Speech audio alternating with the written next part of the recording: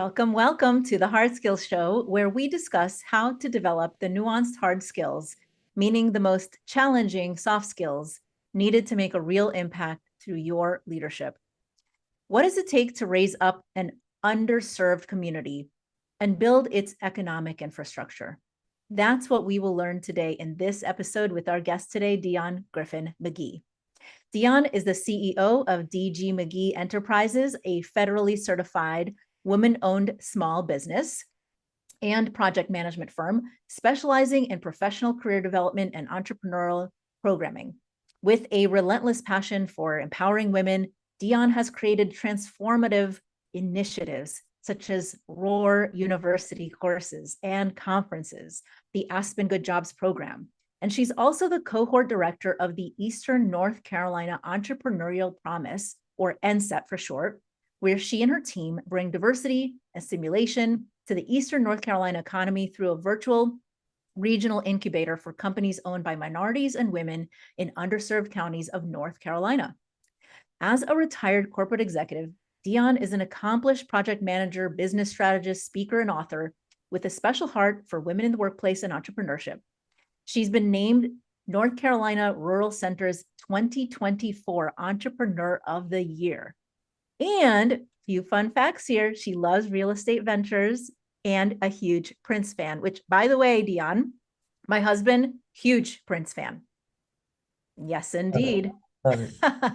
Welcome to the show, Dionne. Thank you so much for having me, Dr. Mira. I'm excited for the conversation, and kudos to you for all the things, the great things that you are doing. So I'm glad to be here. Long overdue. Thank you. Thank you. I'm super, super excited to have you here. Now, I am your host, Dr. Mira Branco. I'm a leadership consulting and coaching psychologist, founder of the Tower Scope Leadership Academy, an associate professor, a Psychology Today columnist, author of the Millennials Guide to Workplace Politics, and had my own leadership career before transitioning to helping teams and high-achieving women navigate their leadership complexities. And before we get started to that end, I did want to share one quick announcement to our audience. This week only, I am recruiting folks into my new Fuel Forward Action Lab. If you value your very, very limited time and are looking for the most efficient way to develop a more intentional and strategic plan for navigating your 2025 leadership goals, transitions, or challenges, this is the one-day workshop to meet that need. What we aim to do during that one day is offer you the most efficient, effective opportunity to get you closer to addressing the questions that I just mentioned, provide you with a more strategic, intentional method to manage your time, resources, and energy to address your leadership goals and challenges, and offer you the clarity needed to remove some of the uncertainty around navigating and managing current leadership challenges or transitions and move closer to addressing them effectively. We're offering 2 date options, November 12th or December 5th. December 5th is looking a little bit more promising, just so you know. And you can reach out to me to learn more on LinkedIn at Mira Branco. And also to register, you can look up my posts on that. You are not going to find this anywhere on my website. That's where you'll find it, is on my social media, on LinkedIn and other places. So just reach out to me if you're interested by Friday. That's the close. Okay. All right. So on to our show with Dionne. Dionne, you have spent over 25 years in your career in corporate America. And my understanding is that's been in male-dominated industries like mortgage, telecommunications, utilities.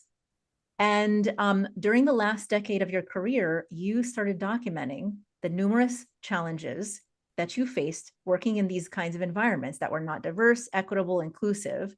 And you shared with me that in a company with, for example, 4,000 employees, less than 10% were minorities, and you were the only African-American female in the executive suite. And as you grew increasingly frustrated with the corporate politics and racial injustices, you started documenting it, you poured it into your book, Finding Your Roar. And so I'd love to hear more about that journey and how you ended up becoming an entrepreneur yourself and being passionate about supporting other women and minorities on their entrepreneurship, workplace, and economic empowerment journeys. So you've done your homework. I will give you that for sure.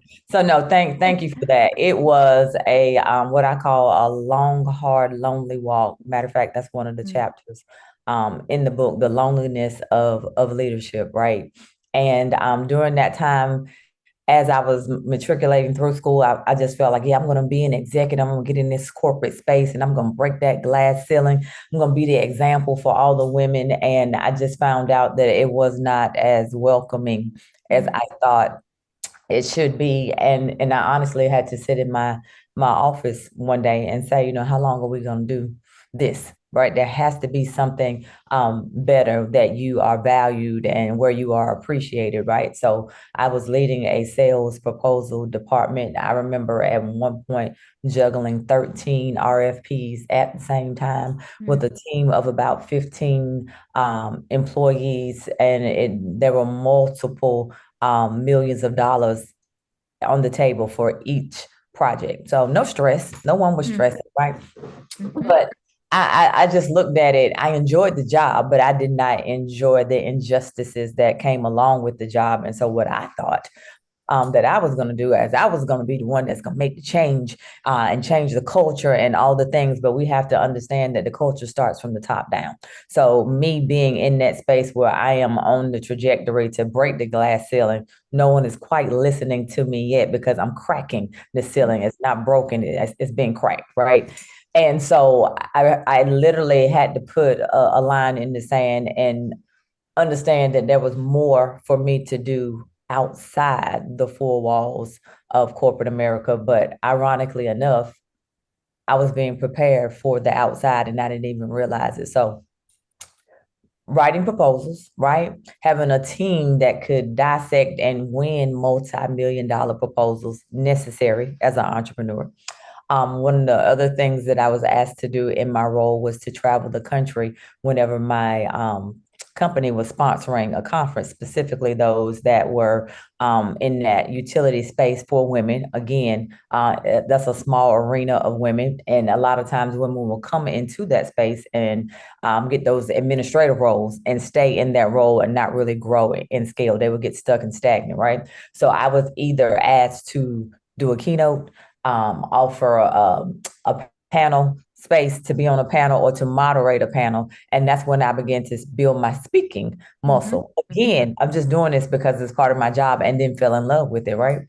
And so once I had enough of the injustices and tired of taking the notes, I'm sitting in my office and I hear this, it's time for you to write the book. I'm like, what book? Like that's not something on my things to do as a project manager. I'm not trying to check that box or make that cell green, Mhm, right? mhm. So I realized how many notes I had, and I felt like it was time to do something different. And the book pretty much became my resignation for corporate, taking that leap to take that leadership, those leadership skills and project management skills, and figure out let's just go and test the waters and see what's out there that we can do something that I could be excited about and to also make an impact in the community. And the rest is history, honestly. Yeah. The book was my resignation. I just love that. I I'm curious, what, if you're willing to share, what were some of the injustices and or like what made it feel not welcoming or that you were not valued in the way that you had hoped? A couple of three things. One of those things was um, I was the only African American female on my team. And every time that I would try to hire any other minorities, there were 10,000 reasons why they did not fit, Mm, right? mhm, And mhm, then I found that there was a lot of nepotism in some of the departments, and these folks didn't even have the credentials to be in that space. They just knew someone, right? So I'm making note of these things I've seen in spaces where I have been an advocate for other women in meetings or in conferences, flying across the country where a female would say something and no one would acknowledge what she said. And Bob could say the same thing, and then mhm. it hurt Bob. So Barbara just said that. Did you not hear Barbara when she said it? Now, I didn't have a problem with that because my voice is pretty strong. So when I said something, right? But I wanted to be the advocate for other women. And I'm like, this is not right. And so it got to a space in time where I had to say, hey, that there has to be something better. And I'm having conversations with human resources. I'm having conversations with my vice president, but I'm not seeing the change that should have been coming along with it. So I didn't want to be Debbie Downer. I don't want to keep complaining about it, but I'm not seeing the change that needs to come along with it, because at the end of the day, if the culture is right, your bottom line will be right. And we can not be so much about the revolving door, because you will be able to retain your employees if they feel like they're valued and they're treated properly, right? And so I found that my peers, as far as the VPs, president, those that were on my level and career track, we got along fine. That was not the problem. The problem was those that had to report to me. They were not prepared for an African American female to be their leader. And one in particular, I was hired from the outside in, felt like I took his job. He felt like I took his job because he was already there. So I had to be very clear. There are two L's. There's leadership and then there's longevity. And I honestly think that you may be confused. You've just been here a long time, is what I share with him. And if you had been a leader, they wouldn't have came looking for me. So I love this. Longevity does not equal leadership opportunities. Not at all, Dr. Murray. Not at all. It does not. It does not. That just means you've been here for a while. That's all. That's all. Yeah. No, that makes perfect sense. And I can't even imagine how frustrated you were, because it does sound like you were trying to make change. You were trying to share your concerns with leadership. You were on the leadership team trying to bring up these things, and it was like not resonating at all. And because the culture was nepotism, people that you were overseeing were like, well, but yeah, of course, it makes sense that I've been here for a while and I would just automatically be, elevated to the next leadership role. And I just want to sort of read something that you describe in your book that I just think is just beautiful. You just have a way with words, Dionne. You said, as a lion in leadership, I soon realized that I was working with a bunch of hyenas because I held my team accountable for doing their jobs. I encountered many problems. Yeah. And that's one of them, right?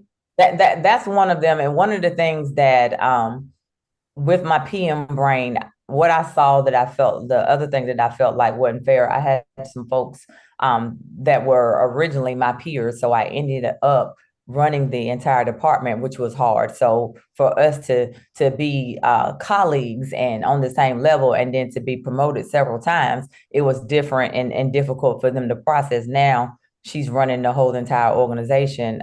I used to like her. Now I don't like her. And it turned into something else, right? But at the end of the day, what I saw was a lot of folks in the department and in the company overall. Some folks are working 10, 12, 14 hours, and then you would have those that would be at the elevator every day like clockwork at 3:59, regardless of if a proposal or anything was due, right? And so I looked at it with that PM lens. What can we do as a department and an overall organization, right, to balance this out? Well, we can all work 8 hours, give or take, and we can all be at the elevator at 4:00 together, instead of these people being stretched thin, being burnt out, working while they're in the office, taking their laptop home, probably in a drive-through or throwing something in the air fryer. Those are the best gourmet meals. Like I have learned how to make delicacies in the air fryer and in the crock pot, because you're just juggling all the things, right?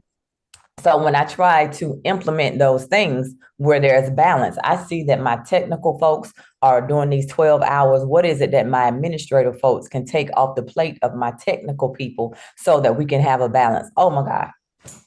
Change? How dare you? Yes. Like, we don't do that here. Dare you? Yes. It made good sense to me, Dr. Murray, but it wasn't making sense to other people, right? And I just honestly went in with that lens to be fair and just, because we all have families and all the things, and we talk about work-life balance. And we just ended my conference, RoarCon 24, and folks were saying from the panel, we've been saying it backwards. It should be life-work balance. I was like, oh my God. Right. We don't, and that's what it should be. That's exactly what it should be. And we're not focusing on that. We're focusing more on the work. And then I can catch life on the backside. No, absolutely. Yeah, absolutely. Okay. So you're making too much sense. Let's let's digest this for a second. We're nearing an ad break. You're listening to The Hard Skills with me, Dr. Mira Branco, and our guest today, Dionne Griffin McGee, author of Finding Your Roar and CEO of DG McGee Enterprises. When we come back, I'm thinking that I'd love to hear a little bit more about how you are changing the game through your own DG McGee Enterprises. So we air on Tuesdays at 5 p.m. If you want to join us right now online, live, and ask us questions, you can. We're live streaming on LinkedIn and YouTube, and you can also find us at talkradio.nyc, and we'll be right back with our guest in just a moment.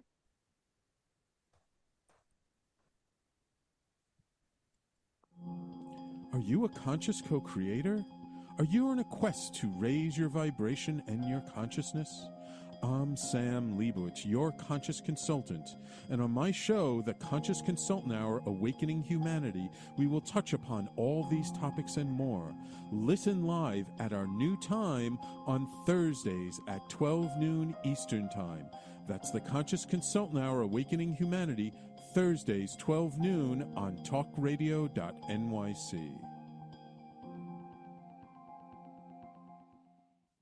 Are you a high-achieving, growth-oriented leader?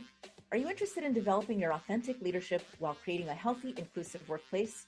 Hi, I'm Dr. Mira Branco, host of The Hard Skills on talkradio.nyc at 5 p.m. Eastern on Tuesdays, where we discuss how leaders develop the hard skills needed to make a greater impact. We interview experts, have live coaching, and tackle these challenges. Listen to The Hard Skills on Tuesday at 5 p.m. Eastern on talkradio.nyc. If you don't have your health, what do you really have? It's time to feel good in your body and shift from struggle to ease. Hi, I'm Elizabeth Tripp, your host of Nourish the Soul, where we explore the sacred wisdom of your body while you sit back, relax, and go on a journey of self-discovery. Join me every Tuesday at 6 p.m. Eastern Standard Time to awaken your heart, transform your well-being, and unlock a deeper understanding of yourself. You're listening to Talk Radio NYC. Uplift, educate, empower.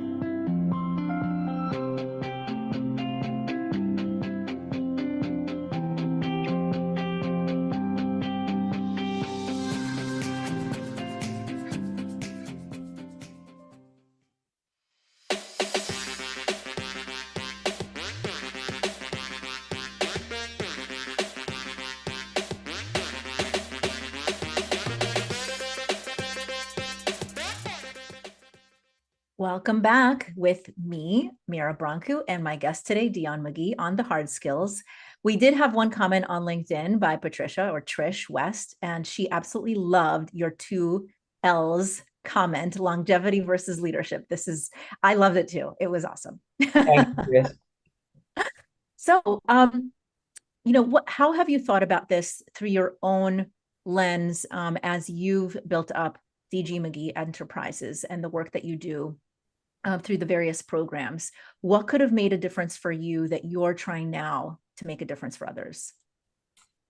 I honestly think that all that I experienced in corporate was necessary. And I say that from a space of sometimes you can be in a place where you're comfortable and uncomfortable at the same time, right? And so had I not experienced what I did, I would probably still be there and not be able to make the impact that I'm making in the community. I would have been one of those that dedicated to the cause. I would have, rode this thing out into the sunset, got the gold watch and the plaque, and did the 30 years and retired, right? And Yeah. Eastern North Carolina and all the cohorts and the programs would have never known me or had the opportunity to design or make an impact that we're making the impact that we're making now. So looking back at it, while I didn't understand it then, it didn't make sense to me then. Looking back at it in hindsight, it was necessary. And one of the things that I do also share is my situation, my charge had to be disrupted, if you will, right? everything had to be shaken because it didn't make sense. And now I understand why it had to happen, because otherwise I would never have left. I would have stayed in a place where I was stressed and stretched thin. And I there were times where I felt like a horrible mom because I could not make all of my kids' sporting events, and I couldn't do this. And when I was present, I really wasn't present because I had my laptop. I was working on some proposal, and I call it Chicken Little. Every time there was an emergency, I was the only one that could fix it. Like the sky was falling at least 3 times a week, right?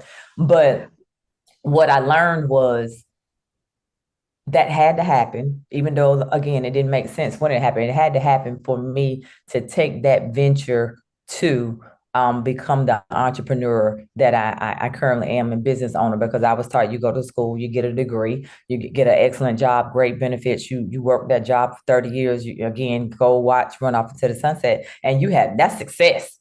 That's what we were taught, And so to tell my family that I'm going to go jump into this ocean, they were like, you what? I don't understand. Like, you have a great job, but you don't understand the stress that comes along with said job, and stress, as we know, can kill you. So I had to make a decision. Do I want to continue to do this, or do I want to go and be a creative and help make an impact for those that are on a path that need a different type of program? They need a different type of mindset, if you will. And because of my space and time in corporate, and being from Eastern North Carolina myself, I understood what they were challenged with as far as growth and scalability. So who better to create something and share something with the masses to help folks really get to where they need to be, and to make that transition from the workforce to this entrepreneur space, or both. And I'm not against that. I don't want anyone to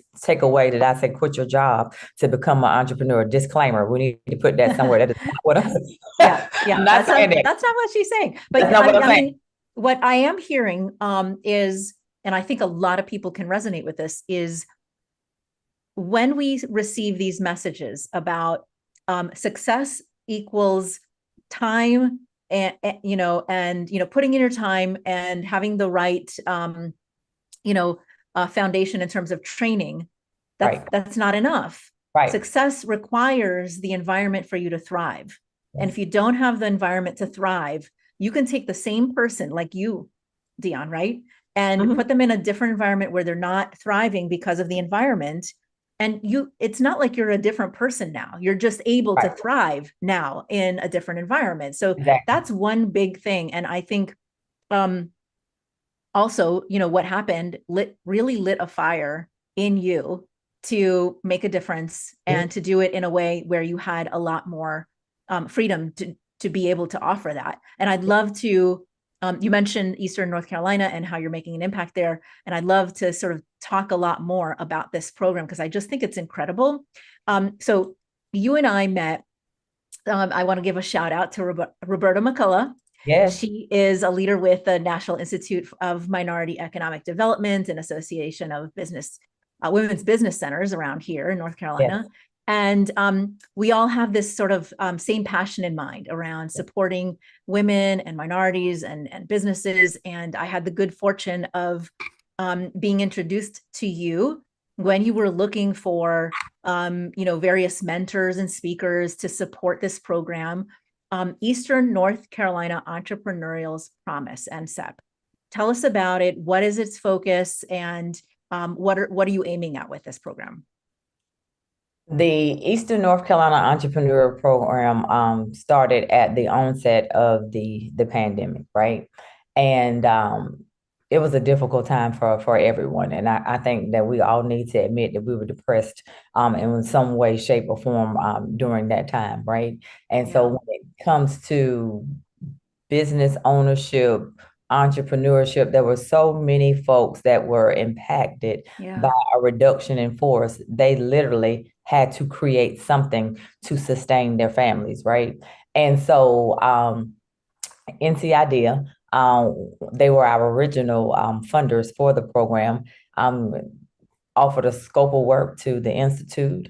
And the Institute was like, hey, this is amazing. At that time, there was no footprint in Eastern North Carolina for the Institute. And they reached out to me in regards to the project management, program management. And so backstory is when the call came, I started laughing. They were like, "Why are you laughing?" I said, "I'm laughing because I literally just said that I wanted to offer some type of program in Eastern North Carolina, Wow. You like 2 spoke weeks, it into existence. literally, like 2 weeks or so before the call came, Just right? manifested it. And so when I'm on the phone, I'm like, I looked at the phone, it's a joke. Like I literally just said this like 14 days ago, right?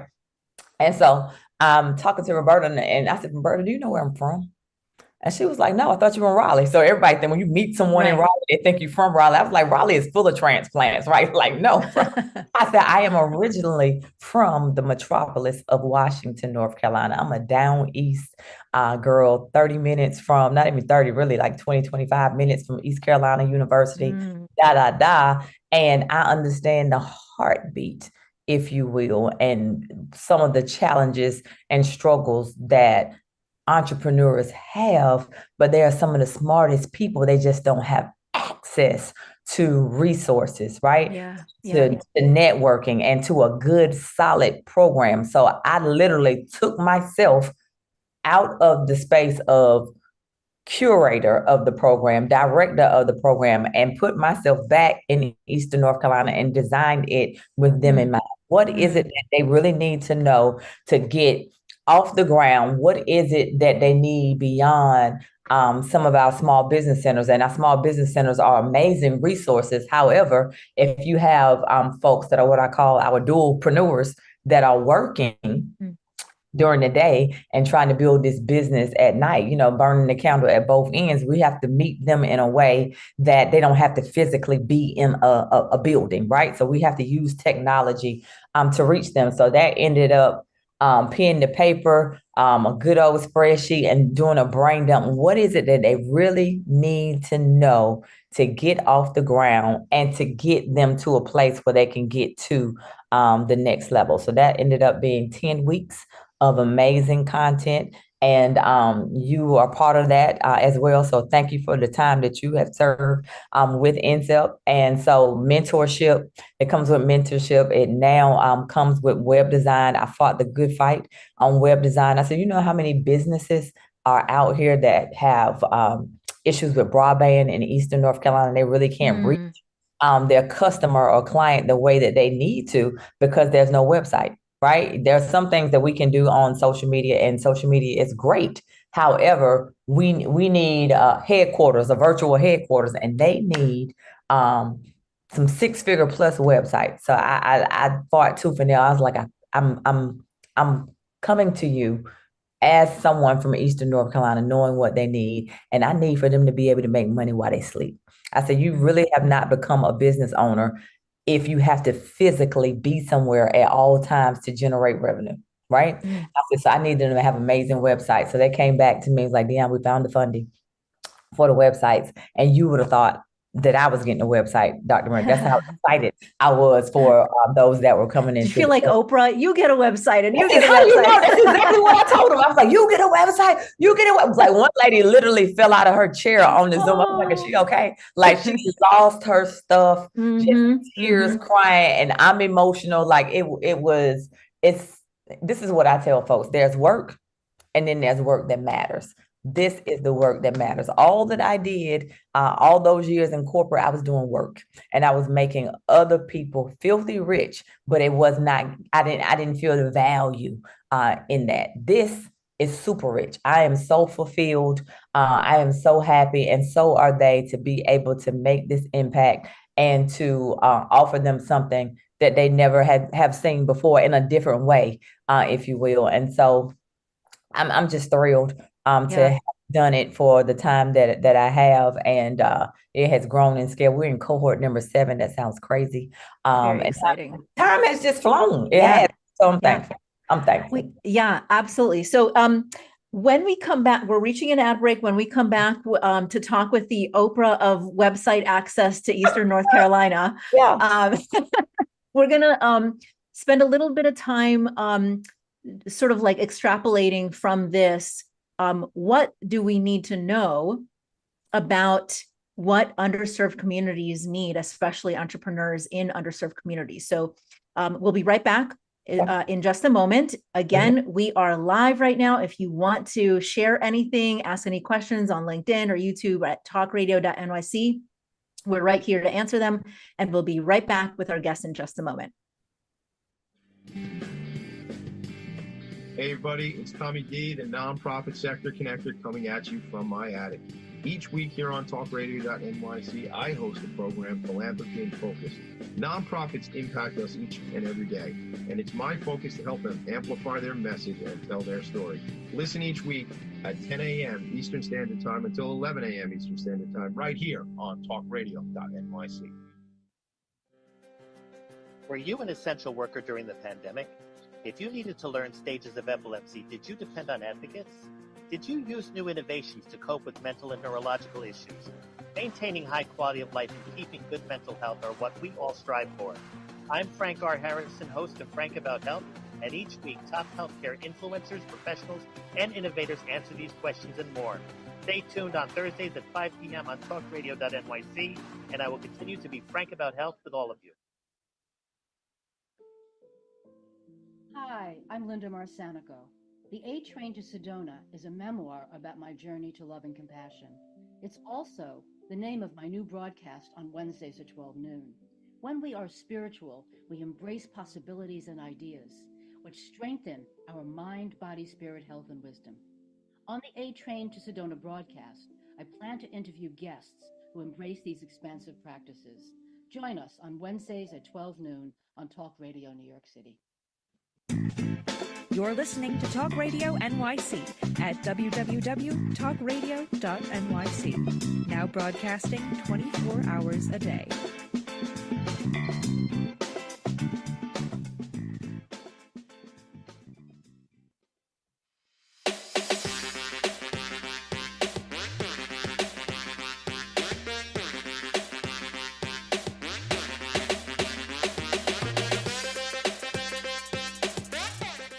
Welcome back to The Hard Skills with me, Dr. Mira Brancu, and our guest today, Dionne McGee.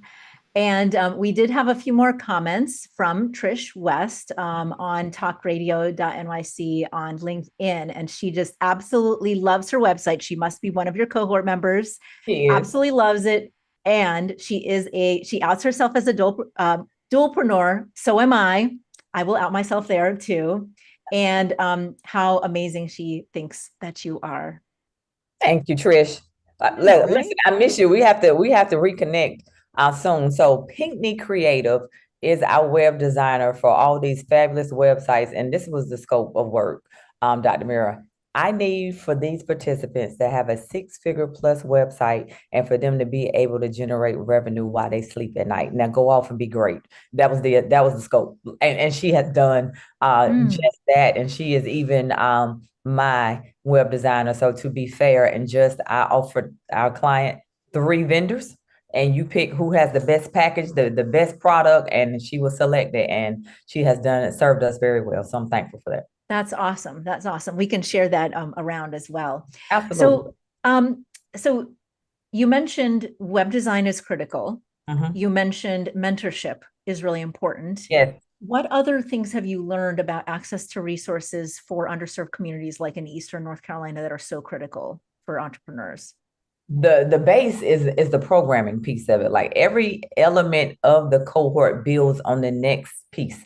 It's like going up the escalators. Like you have to have this foundation before you can get to the next piece of it, right? And so it is structured in a way where they get the aha moment, right? Because a lot of times you can go take a course here and take a course there, and the dots don't connect. But this is so seamless and strategic that it just builds on the next. And Trish will tell you as well, I am adamant about this is not one of those classes you sign up for and then say, hey, I'm not going to come today. We're looking for you every Tuesday and Thursday for 10 weeks, not unless something crucial has happened, right? But the mentorship piece of it, I can honestly say that's what kept me together In corporate, I had mentors and I had sponsors that allowed me to not blow my lid. And sometimes you have to have that real live person that you can bounce some things off of in business that you are dealing with in the moment. Like, what is it?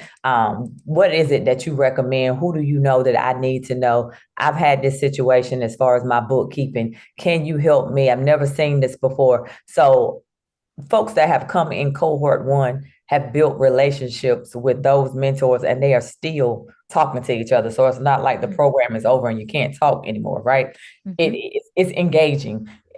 We've had one that was getting ready to go purchase a building and her mentor went with her to the closing, to all the things, and they are still friends to this day. So that's key, to have that ear, that voice of reason, and someone that you can really talk to about what you're dealing with in business. And the last thing I'll say is access to capital. Can you say more about that? Yeah, say more about So a lot of business owners really think that when it comes to business funding that they have to go to a conglomerate. And I'm not knocking a conglomerate because I used to work for one, right? But at the end of the day, that does not necessarily mean that you have to go to a large financial institution to get backing or financial backing for your business to get started. A lot of these folks are bootstrapping, to be honest, off of personal savings, right? And sometimes that's not enough to really scale it the way that you need to scale it, which is why the National Institute of Minority Economic Development has the ICAP arm. It is a lending arm where it has less red tape, if you will, for those that are just starting out, for those that are minorities and trying to get their feet wet and figure out what this thing really looks like. Because a lot of times folks are intimidated going into a bank and they say, hey, do you have a business plan? Like, no, I know in my mind what I plan on making some money, but I haven't written everything out just yet, right? And so we also teach the lean canvas model, which allows folks to get things out of their head on paper that can then morph into a business plan at some sort. But we also have that funder that's available that doesn't have all the red tape and all the stress that comes along with getting a smaller loan, 10,000, 20,000, 50,000, just to get started or get your food truck going and those types of things. But if you don't come into a program like ENCEP, you'll never know what a CDFI really is, a community development financial institution, because you think you have to go to a bank to get funding. They don't know anything about angel investors. So these are things that we're teaching as well. And we even have what I call our speed funding session with a play on the speed dating, where they get to meet different types of funders. And then the walls are down, so you feel more comfortable to have that type of conversation. Yeah, I think that is absolutely amazing and critical. You know, not everybody has generational wealth. Some people are building it right now. Absolutely. And in order to do that, you can't always follow the sort of most traditional paths because they're not always open to you or available to you, or, you know, and so having access to this kind of information, like the sort of navigating the unspoken rules, the institutions that are there to support you, but you would never know about. And all of that is so important to helping underserved people who don't have access to the information, the resources, the capital, all of that. I couldn't agree more. Yeah. Yeah. Are there also, because we're talking about the hard skills on my show, soft skills, what soft skills have you noticed are important to develop as people start transitioning into entrepreneurship, and especially if it's within an underserved community or underserved populations? So I literally just left DC, the Aspen Institute, and we talked about some of the skills that entrepreneurs struggle with, and I'll give you a little bit of hard and the soft, if you will, and that's that professional development. And I shared the struggle is most of the folks that we've seen, I'll say, come through the cohort were initially individual contributors on their jobs, right? And so they had a leader that was feeding them work. These are your assignments. These are the things that we need you to complete. So reduction in force may have happened, or whatever caused you to become an entrepreneur. Now no one's giving you that assignment. You have to now be a creative, right? And create these things to generate revenue for your business. And now you find that you cannot do all the things by yourself, and you have to delegate to someone else what needs to be done. And it's like, I would rather do it myself because they're not going to do it right. They're not going to do it like I'm going to do it. So I'm going to have to do it again. So I might as well just do it. Right. Yeah. And so we're seeing the leadership development is a challenge. We are seeing the delegation is a challenge. We're seeing time management as a challenge. And because folks are burning a candle at both ends, and we all know when you start on this entrepreneur journey, we take naps. That you're not sleeping 8 hours. You're not sleeping 8 hours. We take naps. Let's be honest. And one of the things I also say is oftentimes we make entrepreneurship look glamorous. It's not. And it's not for the faint at heart. So that's a hard skill to maintain. And but it's worth it. If you stay tried and true to it, it is worth it on the back end. But a lot of business owners struggle with time management. Some of them are struggling with that budget as well. And so we have to learn how to hire people and bring people on and for their specialty so that we really can grow and scale. So yeah. I'm wondering, when it comes to leadership as kind of like a new identity, which I love to talk about, right? Leadership as another social identity, right? Like, what have you seen as either challenges or things that entrepreneurs who are moving from individual contributor into this leadership role need to embrace or let go of in how they view leadership and how they take it on as a leader of their own company?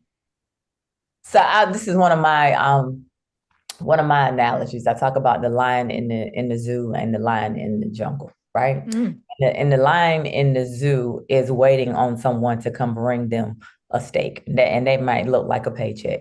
Where the lion in the jungle is going to rule and reign by any means necessary, and he or she is going to create legacy and teach the cub what leadership really looks like. But one of the things that I'm seeing in transition and folks honestly just really getting started, stay away from, we love our family, but sometimes our family members don't understand who it is that we really are when it comes to this entrepreneurship piece, and they know us as a family member, and they don't expect this other version of us. So I've had a lot of people come through the cohort that have had to fire family members, and it's coming up now, which makes Thanksgiving a little difficult when you ask, can you please pass the cranberry sauce, because you fired them, and they're, and they're a little upset, right? But I want and need for entrepreneurs to embrace, and your subject matter is leadership. Mine is project management. I want them to embrace the project management piece of business, the operations side of business, and to really look ahead, if you will, to forecast some things. And everything is not a fire drill. Everything is not, oh, I got to do this right now. That there's a strategic plan for your business. And I think that will allow some of our entrepreneurs to put the shoulders down and to really be able to enjoy the journey, instead of, oh my God, I'm an entrepreneur, I have to generate this type of income or revenue before the month closes. But you're trying to do all the things, but there's no process in place. There's no leadership delegation in place. And so I'm having those hard conversations with folks as well. And let's hire some folks that don't have your last name or bloodline, that really understand where it is that you want and need to go. So yeah. I have a question for you, but we're reaching an ad break. I'm going to hold on to it. Okay. I just absolutely love that you brought this up, though. The project management piece is an undervalued, under-recognized skill set for leaders. And I can't tell you how many leaders drive their employees crazy because they don't have the skill set. So when we come back from the ad break, I'd love to dig in to how you think about and teach around project management. What do leaders need to know? And then also maybe a little bit about your ROAR framework and that piece. Okay. So we air on Tuesdays at 5 p.m. The Hard Skills with Dionne McGee here, author of Finding Your Roar, and we'll be right back in just a moment. Are you a high-achieving, growth-oriented leader? Are you interested in developing your authentic leadership while creating a healthy, inclusive workplace? Hi, I'm Dr. Mira Brancu, host of The Hard Skills on talkradio.nyc at 5 p.m. Eastern on Tuesdays, where we discuss how leaders develop the hard skills needed to make a greater impact. We interview experts, have live coaching, and tackle these challenges. Listen to The Hard Skills on Tuesday at 5 p.m. Eastern on talkradio.nyc. Hey everybody, it's Tommy D, the nonprofit sector connector, coming at you from my attic. Each week here on talkradio.nyc, I host a program, Philanthropy in Focus. Nonprofits impact us each and every day, and it's my focus to help them amplify their message and tell their story. Listen each week at 10 a.m. Eastern Standard Time until 11 a.m. Eastern Standard Time, right here on talkradio.nyc. Are you a conscious co-creator? Are you on a quest to raise your vibration and your consciousness? I'm Sam Leibowitz, your conscious consultant, and on my show, The Conscious Consultant Hour, Awakening Humanity, we will touch upon all these topics and more. Listen live at our new time on Thursdays at 12 noon Eastern Time. That's The Conscious Consultant Hour, Awakening Humanity, Thursdays, 12 noon on talkradio.nyc.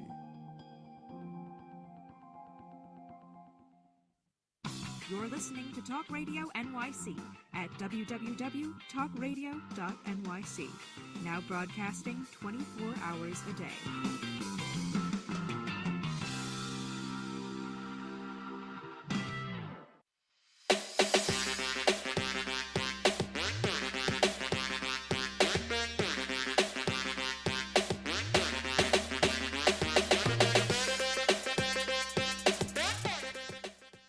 Welcome back to The Hard Skills with me, Dr. Mira Brancu, and our guest today, Dionne McGee.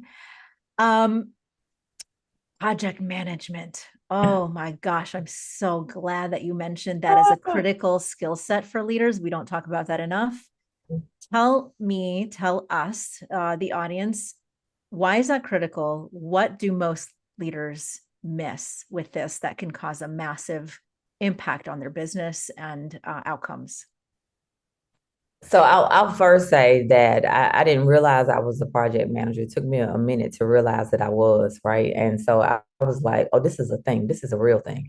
And so for those that don't know, it really started with the construction industry and just morphed across all industries. And it is a necessary tool and skill set to have, whether you get the credentials that go along with it or not, right? There are a lot of folks that are doing very well as a certified associate project manager, and some understand the framework without the credentials, but it's necessary in order for your business to really grow and scale the way that it needs to. Otherwise, you're doing a lot of rework, and that's something, and rework costs money. Right. So we want to do it once, we want to do it right, and we want to move on to the next thing. So I'm not an affiliate, but everyone that knows me knows that I will use Monday.com until I can't use it anymore. That is my platform of choice.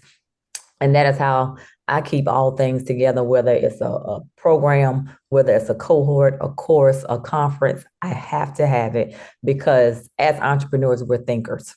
And if you're not thinking and noting and putting deadlines and milestones, I'm just going to give it to you at the base level, right? It is your ideas, if you will, action items, if you will, with milestone dates around them, documentation. I'm that person. If you didn't document it, it did not happen. And if you have a team, if you're not that solopreneur, you want to delegate, and that's where you can make assignments to your team members. But even if you are the solopreneur, this is how you keep up with what it is that you said that you were going to do in your business. And it is necessary. I drive my husband bananas with project management. My whole family is project managed. And he has literally said to me, you're not going to project management. And I said, you know what, baby, you are absolutely right. I had to honeydew list, right? And so I said, well, do me a favor. This is one day he was supposed to be working on this honey-do list, and I wrote down all the things that I needed done around the house. I said, just take this sticky with you, and when you finish doing all the things on the list, check it off and bring me the sticky back. But I promise you, I'm not going to project manage you. And he had no idea he was still being project managed. But anyway, so I laughed about it when he walked out of my office. I got the things got done, Dr. Mira. They got done. That's hilarious. But yes. So, folks, we've talked here about delegating, time management, project management, leadership identity, so many access to resources, mentorship, and even quote unquote simple things like web design makes a difference. All of these little things making a difference. So now let's take a step back, big picture again. You now have courses, conferences you're putting together. Where are you headed? What's your sort of next big thing for us to learn about? The next big thing for us to learn about is sometimes, I won't even say sometimes, business and entrepreneurship is simply being a solution to a problem. That's it in a nutshell, right? And who has the problem? So I'll say this, when it comes to our Aurora conferences, that is not something that I had on my list of things to do, nor did I ever intend on being an author, right? But I could not sleep at night. Like every night I would wake up for months at 2 and 3 o'clock in the morning with all these ideas for what should be curated at a conference. I was like, I know doggone well I'm not supposed to have a conference. I mean, maybe this dream ended up at the wrong person. That's another because I know I'm not, right? But I have a heart and a passion for those that are still in the workplace and feel stuck and stagnant, not really knowing what it looks like to break that glass ceiling or at least crack it, right? And then for those that are on this entrepreneurial journey, we want to talk to them as well. So the conference is around growth and scalability for those that are on the career track or the entrepreneur journey. I have a special place in my heart for women. Men are welcome, so please don't walk away from here and saying the conference is not for men. The content is for all, but it is designed for women. I had one friend, it's like, I'm coming regardless. Like, I want you to come. So we had a good 10 or so men at the last conference. So I'm excited about that. But what's next? After several conferences, master classes, events, people want to know, how are you doing this? How are you selling out? How do I curate a conference without stress? How do I find the sponsors? How do I come up with the project plan? Again, project management is the backbone. And I have more calls and emails behind that. So right now we're working on that course to help folks create their own events. Nice. And create their own events. And not even if you're not even ready for a full-blown conference, whether that looks like a masterclass or a summit, something on a smaller scale to get your feet wet, we want to help with that. So that's what we're working on now. So I'm super duper excited about that. So that's where we are. That is super exciting. Before I share your two websites, what is one thing that you want people to take away from today? What I want people to take away from today is, regardless of where you are at this current moment, whether you are in the workforce or you are on this entrepreneurial journey, I want you to have the mindset of the lion in leadership and to be relentless, optimistic, ambitious, and results driven about all it is that you are doing, what is on your path for growth and scalability. And last thing I'll say is this: ask for what you need. A lot of us are afraid to ask for help. And I'm in a season of my life, I feel like I have planted some great seeds. So if I need something, I'm asking my network, hey, you specialize in this. Can you help me with this? Can you be a mentor on this program? Can you do this? Right? Because I'm giving those same things back out in the world. So absolutely. And if you want to ask for what you need from Dionne, where can they find more information? For those who are watching right now live or the video later, I have the screen up for you to see the website. But for those who are listening, where can they go? They can go to dgmcgee.com. All things needed are there. So we talk about some of our programs. We also talk about opportunities for speaking engagements. If you're looking for that Roar speaker, would love to grace your stage at your upcoming events. We also have some digital products. We have some guides and articles to help you get to where it is that you need to be, right there on the Roar store. So for those that are looking to grow in their careers, we have some workbooks there for you. For those that are on that entrepreneurial track, we have some workbooks there for you. Everyone cannot specifically sometimes hire a coach, but we can give you some plans to help you get to where it is that you need to be.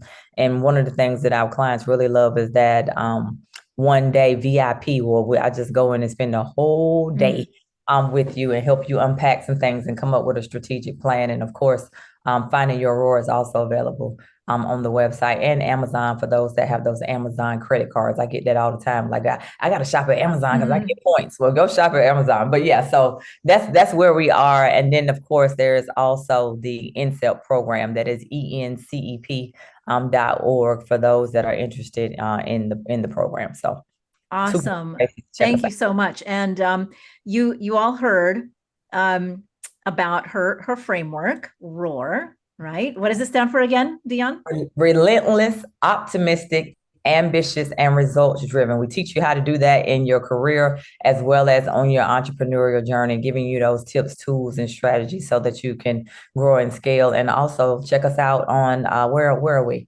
LinkedIn, Facebook, Instagram.